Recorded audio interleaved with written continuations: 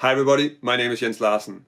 We all want to expand our vocabulary and find some great phrases that we then try to introduce into our playing and use when we're soloing. But there is one way of working on this that I come across very often when I'm teaching here at home or if I'm teaching Skype lessons, and that's very inefficient. In fact, you're probably wasting your time if you're working like this. In this video, I want to break down both what is wrong with this way of working, how you fix it, how you find a better way to work. This is the way that I work, and I think if you start analyzing transcriptions of great players, you'll see that that's also really how they work with the phrases that they're using. If you want to learn more about jazz guitar, about improvising over chord changes and checking out some interesting chord voicings and arpeggios, then subscribe to my channel. If you want to make sure not to miss anything, then click the little bell notification icon next to the subscribe button. Let's look at a practice session like this. So you want to add something to your vocabulary. Maybe you want to play more bebop phrases. Maybe you want to use the altered scale. There are all good reasons for just figuring out how to add stuff to your vocabulary. And of course, if you want to learn something new, you need to find some good examples of how it's used and then try and learn from them. So let's say that you found some licks that are illustrating how to use this. That can be from a book, you could transcribe them yourself, or maybe it's even from one of my lessons. And what you do is then you sit down and you look at the licks, you try to play them with a metronome. Maybe you have to figure out how to phrase them right. You need to get them into your playing. If it's written out for a saxophone, then maybe you need to figure out how to play it on guitar. There are all these things where you need to get it right first, and just to learn how to play them, if you're working on the licks, you need to spend time also learning it by heart, because otherwise it's probably pretty useless.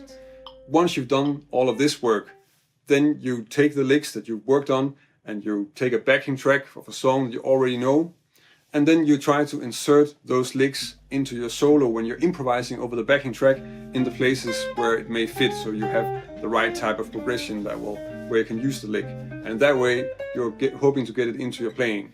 This is the description that I get from my students when they're working on vocabulary and they're trying to learn some new things. And I do remember trying to work like this myself as well. There are some things that are really wrong. If you want to add stuff to your vocabulary, there's a better way of go about it. Working on several licks is too much information at a time if you're trying to get it into your vocabulary. In fact, working on an entire 3-bar 2-5-1 lick is probably too much information. You need to be much more focused if you want to get something into your playing. And you need to figure out exactly what it is you want to learn. Instead of just trying to play the lick, you kind of need to sit down and figure out what it is you want to learn and how it is used and how you can use it in your own playing. So that means analyzing the lick, figuring out it is actually this group of notes or it is this arpeggio that I want to be able to use, and then try to learn that instead of just being able to play the lick.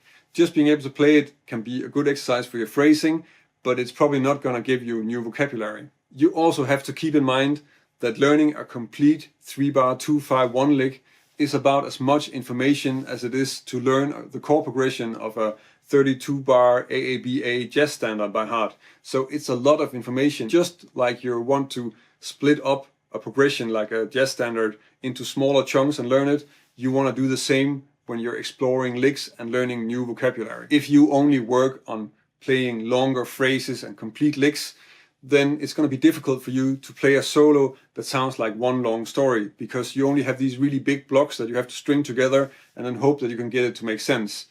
In a way, it's like trying to write a great poem, but the only way you can do it is by taking different lines and sentences from different Shakespeare pieces and then copy-paste them together.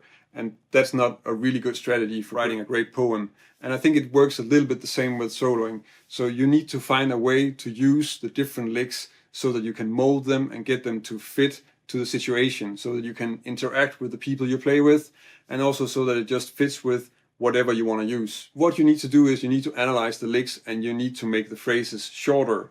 Because if you have a shorter phrase, then it's going to be easier to insert it into your playing and it's more flexible. And you're also going to get rid of all the trouble that you might have playing and remembering a long phrase. So as an example of a phrase like that, I'm going to use a phrase out of the Grant Green solo on I Remember April. And he plays this really a lot, and actually this solo is a great example of working with licks in this way. Because what he does in that solo is that he plays this probably 15 or 20 times, and even just in the first 8-16 bars, he's played it like 3 or 4 times. but he's really flexible with how it's used. He doesn't use it the same way all the time. He will play, but he'll use it on different chords. He'll move it around, and he'll maybe turn it into a 2/5. So I don't remember the solo, so that's not the exact phrase that he plays, but he does really work with it like that. That's the way you want to work with the licks. So you want to reduce them to much smaller fragments, and then you're going to work on inserting that small fragment into all the other things that you play, and you're going to work on practicing how to use it. And in the beginning, you're going to do that by composing different lines. So you're going to probably just sit down and go,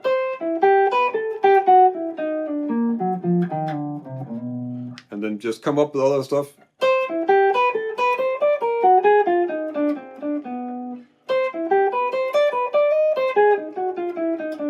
So in that way, I'm just trying to connect it with all the other things that I'm working with here.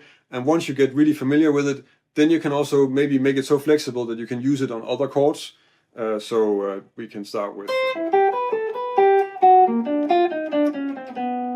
So not the most elegant example, but still.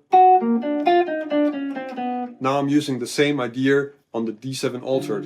So in that way you can also start moving it around, and you're going to learn a lot more from it, and it's going to be a much larger and much more flexible part of your vocabulary. The point of studying solid jazz licks and great solos is of course that eventually you want to be able to use those great phrases in your own improvisations. And that's why it doesn't really make a lot of sense to just superficially play them and then try to force them into your solos and then hope that it's going to become part of your vocabulary. There is a different process, and that's what I try to describe here. And I also think that if you check out and analyze solos like the Grant Green solo that I'm talking about, but actually another one that comes to mind is also Pat Martino's solo on Just Friends, where he's using the same phrase in a lot of different places, but he's never using it the same way twice. So in that way, it's only a small part of the phrase that he uses as a lick, and the rest is something that he has as a flexible part of his vocabulary. And you want to have that aspect into the way that you practice as well. It makes really a lot of sense, I think. So I'm curious, how do you work with licks? Do you work with licks? Do you try to avoid them? And if you don't use licks, how do you work with getting new material? Are you trying to invent it all yourself, just coming from theory, or are you inspired by other players in other ways? I remember a story that actually Barry Harris talked about, how a saxophone player learned a lot from Charlie Parker, but never really could figure out the notes, so he only copied the phrasing and the rhythm. Of course, there are different ways to work with licks. There are different ways to get inspired by other players. I think if you're checking out this video, then probably you're interested in this. I know this is something that I find really interesting, and leave a comment if you have something to add on that topic. If you want to learn more about jazz guitar and it's the first time you see one of my videos, then subscribe to my channel. The videos that I publish here every week are on finding some solid methods and good strategies to checking out all the interesting things about jazz guitar and improvising. If you like this video and you want to help me keep making videos, then check out my Patreon page. I'm very grateful for the support that I'm getting from my patrons, and it's because of that that I can keep on publishing videos every week. If you join us over on Patreon, I can also give you something in return for your support. That's about it for this week. Thank you for watching, and until next week.